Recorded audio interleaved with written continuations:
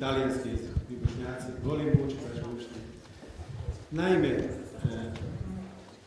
posebno se želim zahvaliti svima vama koji ste došli iz raznih dijelova Hrvatske na ovu svečanost. I ovo što smo mi sad aklamativno u stvari se izjašnjavali, govori o tome samo da imamo jednu zajedničku želju, a to je da pokrenemo jedan projekat zajednički. I posebno, znači, zahvalnost ljudima koji su došli iz Dubrovnika, koji su došli iz Siska, koji su došli iz Zagreba, koji su došli iz Maljevca, koji su došli iz Gunje, dakle to su jako udaljeni dijelovi Hrvatske u odnosu na Pulu u kojoj se danas sastajemo.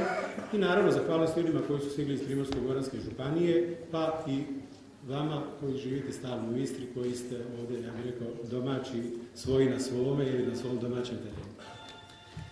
Ovo što smo večeras napravili je u stvari početak jednog projekta o kojem se u Hrvatskoj, u Bošnjačkom nacionalnom korpusu govori već jako dugo.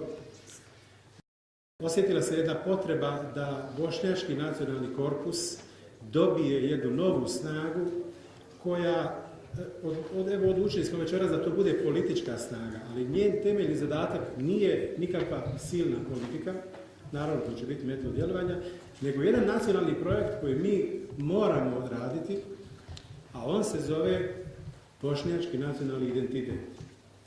Dakle, to je nešto čemu će se ova stranka posvetiti, što će biti idejni nekakav motiv i vodilja koja će nas voditi u radu budućnosti, a cilj je 2011. godina i novi popis stanovništva.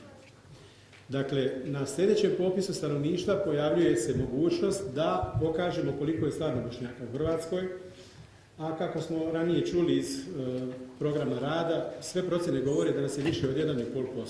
No, to treba i pokazati, to na tom popisu napraviti, prebrojati nas točno i vidjeti je li to tako ili nije.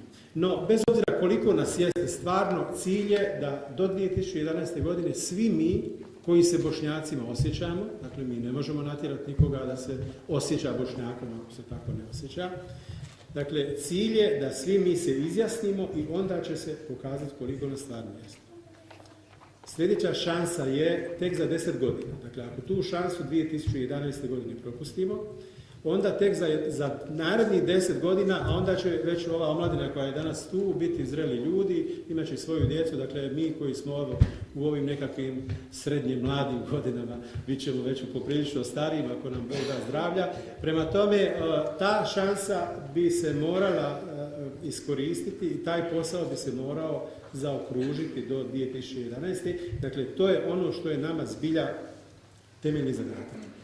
Zašto je to politička opcija? Evo, mi smo se večeras svi složili da to treba biti politička opcija, pored sveg onog djelovanja kroz nacionalne zajednice, koje je vrlo bitno, pa i kroz druge asocijacije kojima Bošnjaci pripadaju, ali u društvima i u državama, i naravno u našoj državi ovdje u kakvoj živimo, ipak se bez politike u stvari ne može. Ne možete bez politike ni dobiti prostor u medijima, ne možete bez politike dobiti nekakav utjecaj na lokalnoj razini, pa ako hoćete i sredstva kroz nekakve lokalne i te savezne stvari koje se događaju. Dakle, za sve te projekte će naravno trebati velikih financijskih sredstava, tako da pored ovih svih drugih stvari koje ćemo raditi kroz nacionalne zajednice, nismo to mogli bez politike.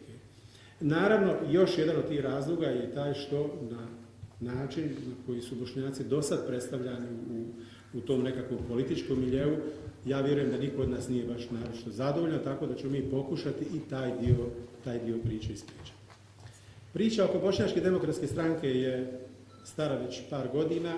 Ona je negdje u proljeće doživjela jednu svoju kulminaciju kad smo u Zagrebu održavali sastanke i sa gospodom iz Dubrovnika, kad smo te analize radili u Sisku, kad smo o tome razgovarali u Primorsko-goranskoj županiji, naravno u Istri možda i najčešće. I evo došla je ta jesen koju nismo htjeli propustiti da se ta ideja izrealizira.